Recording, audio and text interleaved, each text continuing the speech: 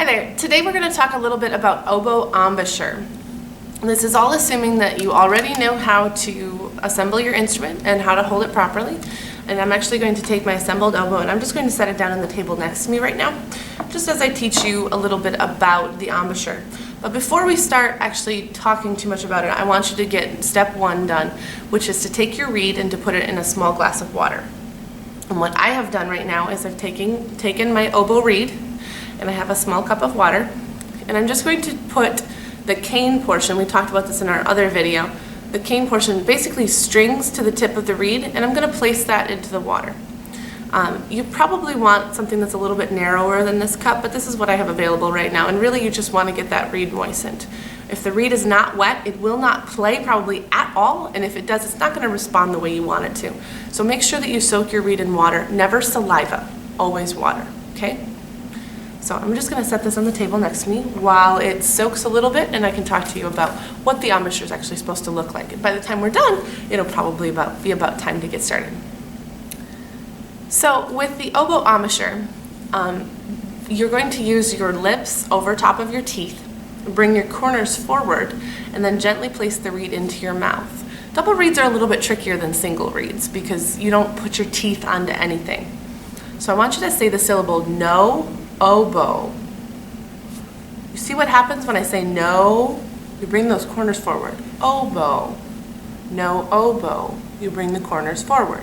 I want you to think about having firm corners, and then when your lips cover your teeth, you're going to have a firm, cushy cushion there. So that springy cushion that is formed by your lips will be what actually touches the reed. And I want you to think about even pressure all the way around that circle. No, oboe. Lips over the teeth, and then we put the reed into our mouth. So let's zoom in now a little bit closer to my face, and we'll start to do a little bit of reed crowing.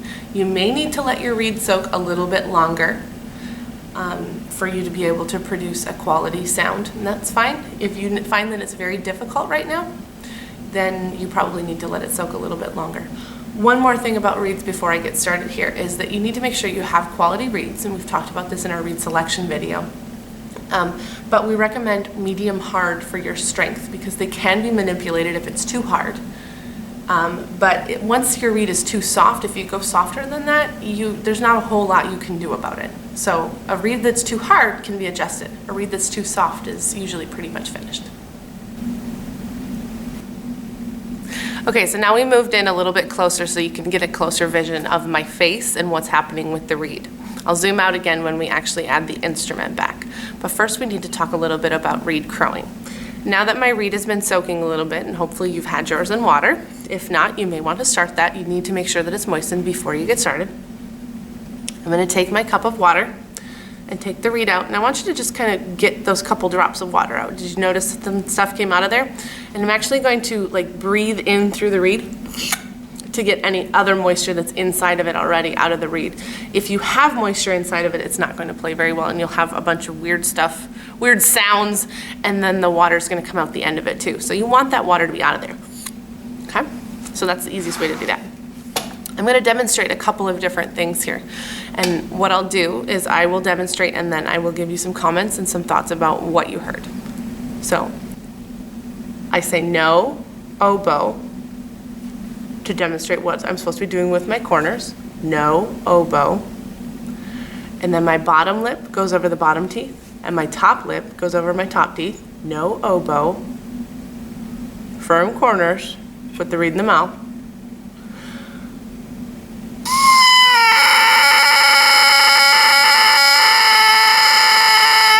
You want that crow that happens in the middle. Did you hear the buzzy sounds that I played? Let me demonstrate again. No, oboe.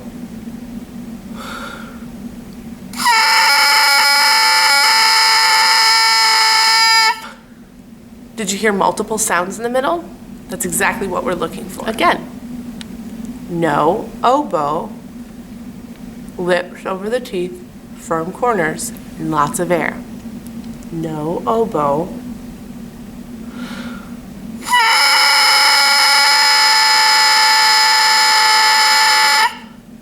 If your reed doesn't crow, then there's probably something wrong with it. It needs to be adjusted, or it's just a dud. Your reeds have to be able to crow to be able to get the right sound you want. Now the next step with oboe embouchure and how to practice getting a good quality sound. Your assembled oboe is right next to you. I want you to look at this top key right here. We are going to put our reed into the receiver all the way down, and you want it to be parallel with the instrument at that key. So the tip opening, I'm trying to make that so you can see that. The tip opening should be flat with this top key, okay? Now, what I recommend that you do is that you play a low D, and I'll show you how to finger a low D.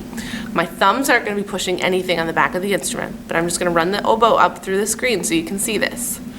So, finger 1, 2, 3 on the right hand. Again, 1, 2, 3. And then 4, 5, 6. 1, 2, and 3. 4, 5, and 6. No pinkies, no thumbs. The best way to work on an embouchure for oboe is to play long tones on this note. It's a low pitch. I'll demonstrate for you. Now that we have the reed in place, we're going to say no oboe, corners forward, top teeth, and the lips are over the teeth. Firm, lots of air, and you're going to tongue with the syllable D.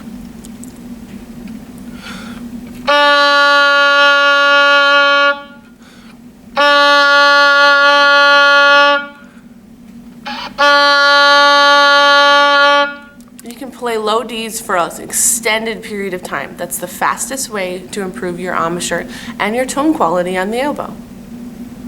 As always, we wish you the best of luck and encourage you to keep practicing.